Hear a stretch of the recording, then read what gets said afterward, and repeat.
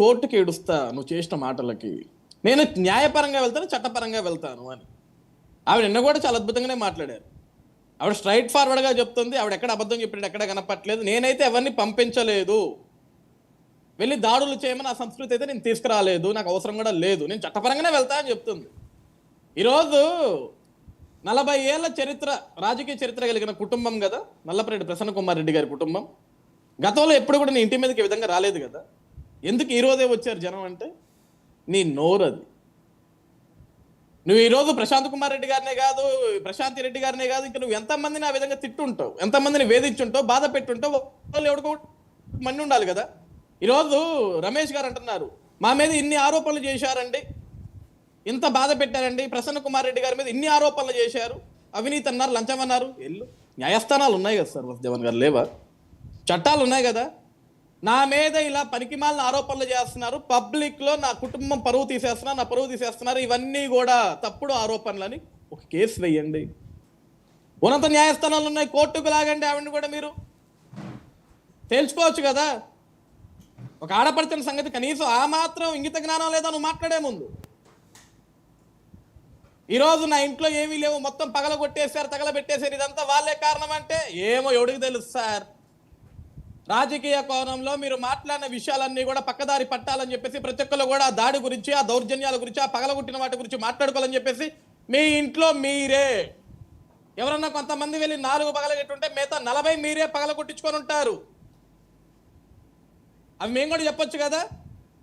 మీరే పగలగొట్టించుకుంటారేమో రాజకీయాల కోసం, ఎవడికి తెలుసు సార్, మాకేమో తెలుసా? ఈరోజు ప్రసన్న కుమార్ రెడ్డి గారు మాట్లాడుతుంటే సార్ ఆ సభలో వెనక ఆడపడుచులు ఉన్నారు సార్, 4-5 ఉన్నారు ఆ మీటింగ్లో, మనం చూసిన దాంట్లో ఇప్పుడు దాంట్లో కూడా అనిల్ కుమార్ యాదవ్ గారు ఉన్నారు, వీళ్ళందరూ సార్ కనీసం ఒక్కళ్ళంటే ఒక్కళ్ళు లేసైనా సరే దాన్ని ఖండించాలి అక్కడ. ఏమంటే రాజకీయంగా మనం ఎన్నన్నా విమర్శించుకోవచ్చు, ఈ సభలో మేము కూడా ఆడపడుచులు ఉన్నాం, మీరు మాట్లాడే మాటలు కరెక్ట్ కాదని చెప్పేసి వాళ్ళు మాట్లాడాలా? ముసి నవ్వులు నవ్వులుకుంటూ, ఏరాలు వేసుకుంటూ, కేకలు వేసుకుంటూ, చప్పట్లు కొడుతుంటే ఏంటి సార్ ఈ సమాజంలో వీళ్ళు ఇచ్చే మెసేజ్? అంటే same is the case with you Sajja Ajay Kumar గారు. అనిత గారు మాట్లాడిన సభలో మొత్తం ఆడవాళ్లే ఉన్నారు, వాళ్ళు ఎవరు లేచి మాట్లాడలే.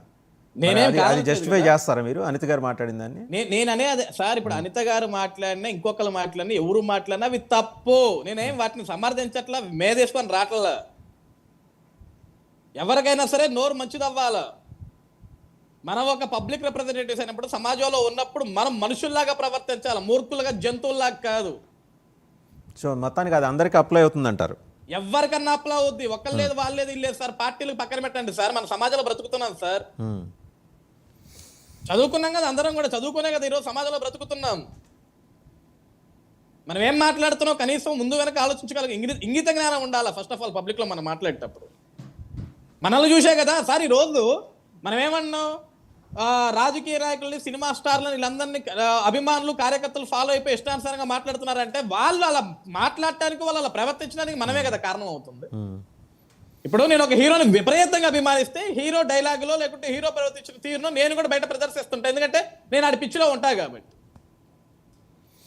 సరే, ఈ సబ్జెక్ట్తో పాటు ఇంకోటి, ఈరోజు జగన్మోహన్ రెడ్డి గారు మామిడి రైతుల పరామర్శ మొత్తం అయిపోయింది, పంట వచ్చింది, పంట అయిపోయింది, సీజన్ కూడా అయిపోయింది. మనం చాలా సినిమాల్లో చూస్తున్నాం, చివరిలో పోలీసులు వచ్చి యువర్ అండర్ అరెస్ట్ అంటారు. అప్పటిదాకా వాళ్ళు కనపడరు ఎక్కడ. అంటే అది రాగానే వాళ్ళకి లైట్లు వెలిగితే సినిమా అయిపోయిందని అందరూ సర్దుకుంటారు. ఇవాళ జగన్మోహన్ రెడ్డి గారు ఆల్మోస్ట్ ఆ తరహాలోనే అక్కడికి రాబోతున్నారు. దానికి మీరు బోల్డెన్ ఆంక్షలు కూడా పెట్టారు. 500 దాడితే 501వ వాడి మీద రౌడీ షీట్ తెరుస్తామని. రౌడీ షీట్లు ఇప్పుడు తెరవటం దేనికి, ముందరే తెరిచి మూసేస్తే పోయేదానికి 15,000 మంది ఉన్నారని మీ డీజీపీ చెప్పారు.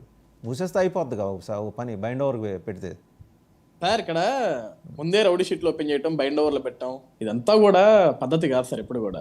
మరి అన్నది మీరే కదా, 15,000 మంది ఉన్నారని అన్నది మీరే. మేమేమంటున్నాం, మీరు 15,000 మందిని 20,000 మందిని పోగేసుకుంటున్నారు. మీరు రైతుల కోసం, మామిడి పంట కోసం పరామర్శకు వెళ్తున్నారు, రైతులతో మాట్లాడటానికి వెళ్తున్నప్పుడు మంది మార్బలం అవసరంలా. ఈరోజు వీళ్ళు ఏమంటారు తెలుసా సార్, వైసీపీ వాళ్ళు, మేము పిలవట్లేదండి, మా కోసం తండోపతండాలుగా తరలి వచ్చేస్తున్నారు.